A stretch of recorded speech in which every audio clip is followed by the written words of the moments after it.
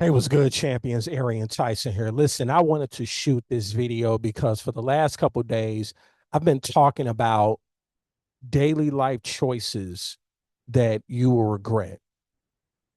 And so over the last couple of days, I've shared 7 life choices that we ultimately will regret over time. And so with this video, I'm going to share 3 more to make it an even round number of 10 over these 3 videos. So if you have not checked out the first 2 videos, I'm going to leave links to those 2 videos in the description box below this video. So make sure you go check it out so that you can catch up on what you may have missed out on. So for this video, I'm going to share 3 more life choices that we often make that we will regret over time. So if you get value from this video, feel free to like, comment, and share this video. So one of the daily life choices that we will regret over time is settling for less than you deserve. You have to be strong enough to let go and wise enough to wait for what you deserve. And sometimes you have to get knocked down lower than you ever have been to stand up taller than you ever were before. And sometimes your eyes need to be washed by your tears so you can see the possibilities in front of you with a clearer vision again. In other words, if you can help it, don't settle. Another life choice that you will regret over time is endlessly waiting until tomorrow. The trouble with that is you always think you have more time than you do. But one day you will wake up and won't be any more time to work on the things you already wanted to do. What are some things that you always wanted to do? And at that point, you either will have achieved the goals you set for yourself, or you will have a list of excuses why you have not achieved them. And then the third life choice for this video that you will regret over time is being lazy and wishy-washy. The world does not owe you understanding. Also, the world doesn't owe you anything. You owe the world something. So stop daydreaming and start doing. Stop daydreaming and start doing. As they say, develop a backbone and not a wishbone, ladies and gentlemen. Take full responsibility for your life. Take control of your next step. And this is important to understand because you are important and you are needed. You matter. I don't care what your past says. Unless you choose to give into it. You are important, you matter, you are needed. And it's too late to sit around and wait for somebody to do something someday. Someday is now. And the somebody the world needs is you. So you may be struggling with letting go of old regrets.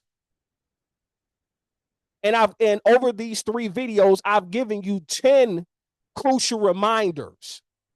But what if you already have regrets that you're struggling with? Now, no doubt, feelings of regret, sometimes they sneak up on us. Oftentimes, we regret things simply because we worry that we should have made different decisions in the past. And we should have done a better job, but we didn't. We should have given a relationship another chance, but we didn't. We should have started that business, but we didn't. We compare the real outcomes of our past decisions to an ideal fantasy of how things should be. The problem, of course, is that we can't change those decisions because we can't change the past. Yet we insist this reality subconsciously.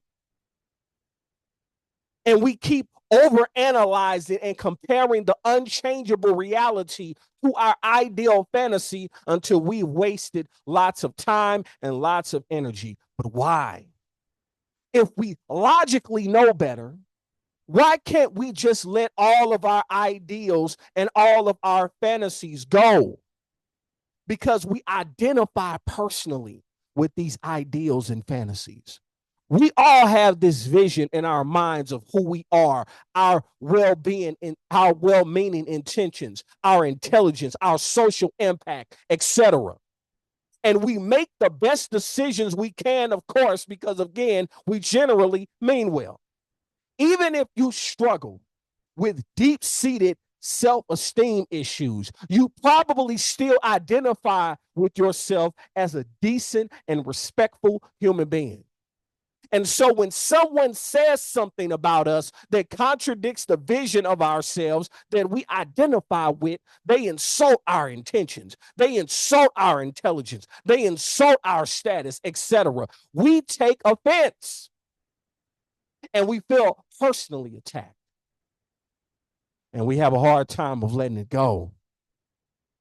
And something very similar happens when we believe we did something, made a mistake that contradicts the same vision of ourselves that we identify with. We take offense. And in some cases, we implode on ourselves. We berate ourselves for making the mistake. How could I have done this? We think. Why couldn't I have been smarter and made a better decision? And again, we have a hard time of letting it go. We have a hard time coming to grips with the fact that we aren't always as good as the vision we have of ourselves. So in a nutshell, our ideals and fantasies tend to cause us a lot of misery. A lot of our misery is self-inflicted.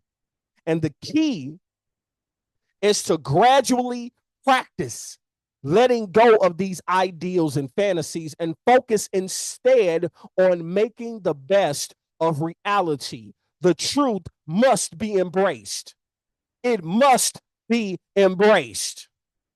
Every bad decision we made in the past is done. None of them can be changed. And in fact, there's some good in every one of those bad decisions too, believe it or not, if we choose to see it. Just being able to make a decision at all is a gift, as is being able to wake up in the morning and being able to learn and grow from our wide-ranging life experiences.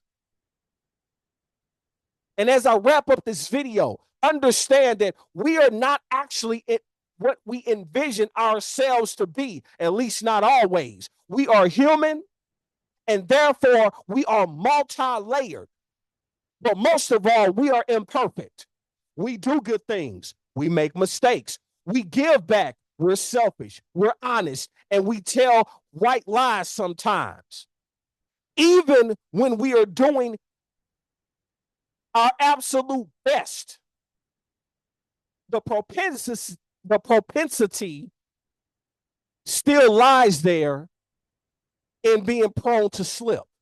And once we embrace this and get comfortable with our humanness, making a bad decision tends to conflict a lot with our new, more flexible and accurate vision of ourselves. Now, of course, all of this is easier said than done, but it's not impossible, ladies and gentlemen. But whenever you find yourself obsessing over and regretting a past decision, there's a couple things that you can do.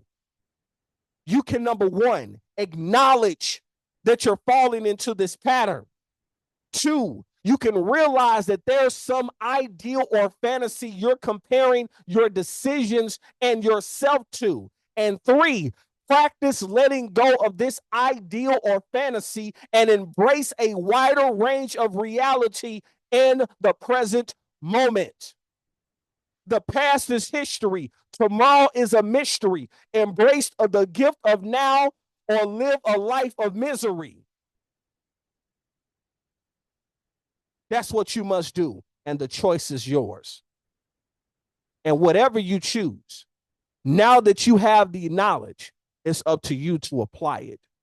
So if you got value from this video, feel free to like, comment, and share this video with someone.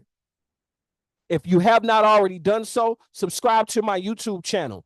Thank you so much to those who have subscribed with me recently, and thank you to those who continue to rock with me. I'm going to continue to keep it coming and to get you to think so that you can become the best possible version of yourself, because those that are assigned to you are waiting on you. As always, in life, you have two choices.